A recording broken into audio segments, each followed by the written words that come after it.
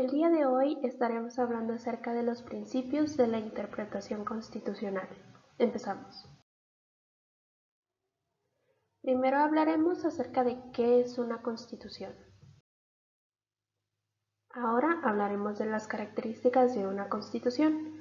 Una de ellas es que es fundamental, es suprema, es rígida, tiene que ser escrita, consigna derechos y tiene la existencia de poderes y órganos de autoridad, facultades, atribuciones y limitaciones. Quien intente interpretar la Constitución debe partir del supuesto de que está frente a un conjunto de normas más o menos armónico y sistematizado que establece y regula relaciones de dominación, sometimiento de naturaleza política, económica, social. Aquella, contrariamente a lo que se supone, no solamente regula el poder político, sino que va más allá de esto. Ahora, ¿qué es la interpretación constitucional, el cual es nuestro tema primordial? Ahora, la interpretación constitucional básicamente es entender y poner en práctica la intención de los autores del documento, así como del pueblo al adoptar la Constitución. Don Eduardo García Maínez, quien, como deberán de saber, realizó el libro de Introducción al Estudio del Derecho, el cual es básicamente un texto básico para cualquier estudiante de Derecho, afirmaba que podremos decir que interpretar esta es descubrir el sentido que encierra o tratar de descubrir o tratar de interpretar la voluntad del legislador y o autor de la ley.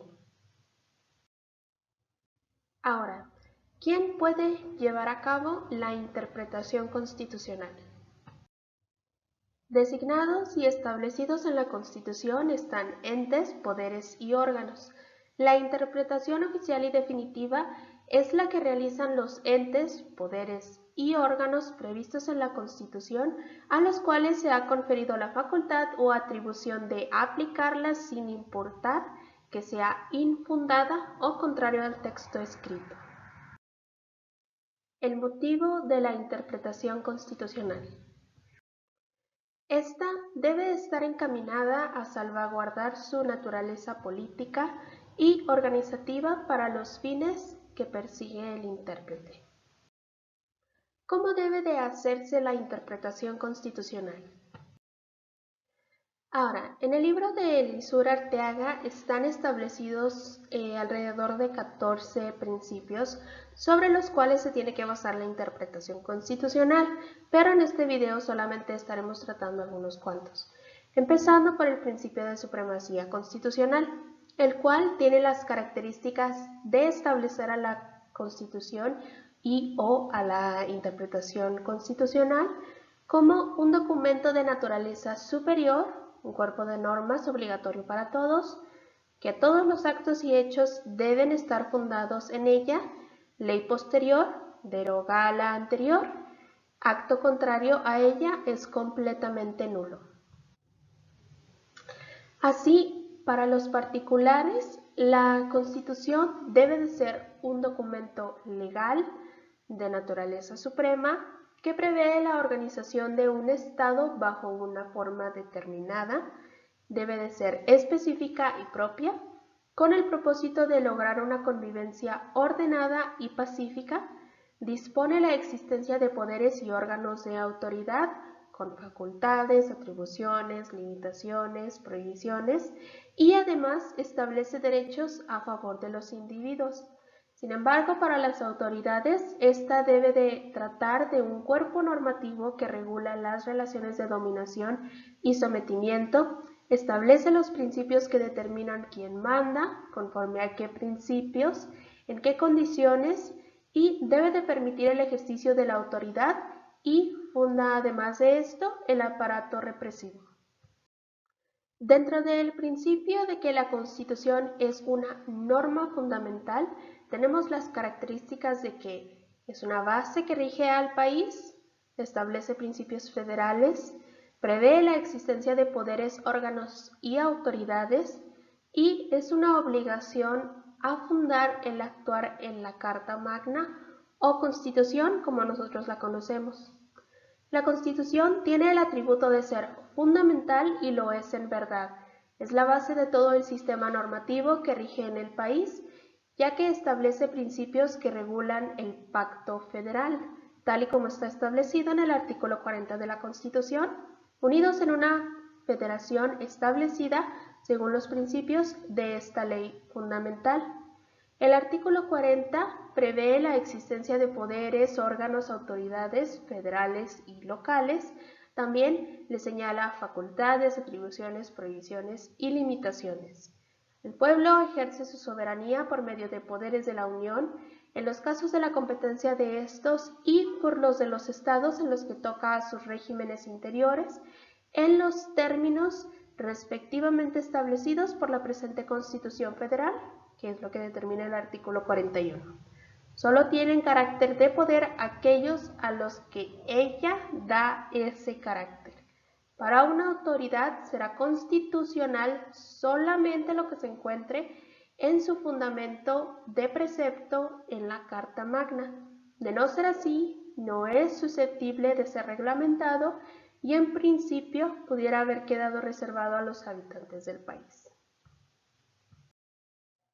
Existe también el principio de incongruencia constitucional, el cual tiene las características de tener incongruencia, contradicción, omisión, mala redacción, debido a mala fe, descuido o ignorancia de aquella persona que está, o personas más bien, que están redactando la ley. Esto generalmente se realiza para poder conservar el poder y dar base a cualquier tipo de acción por parte del grupo gobernante y o partido político. Dentro del mismo principio de incongruencia constitucional, encontramos que deben de hacerse sin importar que alguno de los textos deje de ser considerado o no. Si el intérprete con ayuda de otro texto de la Constitución tenga que optar por prescindir o sacrificar otra norma fundamental, sea en grado de que se salvaguarden o no se afecten ciertos principios fundamentales o determinantes. Con los textos contradictorios o confusos, debe de hacerse la interpretación en función de los valores políticos, económicos y sociales al momento de realizarse aquella o al momento de realizarse la ley. Se debe sacrificar la parte menos importante o cuyas consecuencias sean menos peligrosas y no atenten contra la supremacía constitucional. En la parte orgánica, se debe buscar que cada poder subsista, conserve su naturaleza, se le respete y las facultades siempre sean efectivas. En las partes que establecen los derechos humanos deben de ser interpretadas en sentido que se respeten y se permitan su ejercicio o se permite el ejercicio de los derechos humanos fundamentales. En el último caso, en el caso de la incongruencia o contradicción, se debe de optar por la interpretación que salvaguarde o garantice derechos humanos y sociales. Dentro del principio de permanencia constitucional encontramos que toda constitución tiene vigencia indeterminada. Se emite con el propósito de estar en vigor para la eternidad. Ninguna práctica o desuso la puede derogar. No hay tiempo ni desuso que dispense de su observancia. Nada ni nadie puede alegar la abrogación o derogación de la Constitución, pues es un documento de permanente vigencia. Finalmente, en la interpretación con base en el principio de legalidad, se debe de actuar en atribución de competencias que deben estar apegadas a la Constitución. A toda autoridad le es permitido actuar únicamente en lo que tiene atribuido expresa o implícitamente. Los poderes y órganos estatales están acotados en su actuación tanto por la Constitución del país como por la de la entidad. Los particulares, por su parte, pueden actuar en todo lo que no tienen prohibido.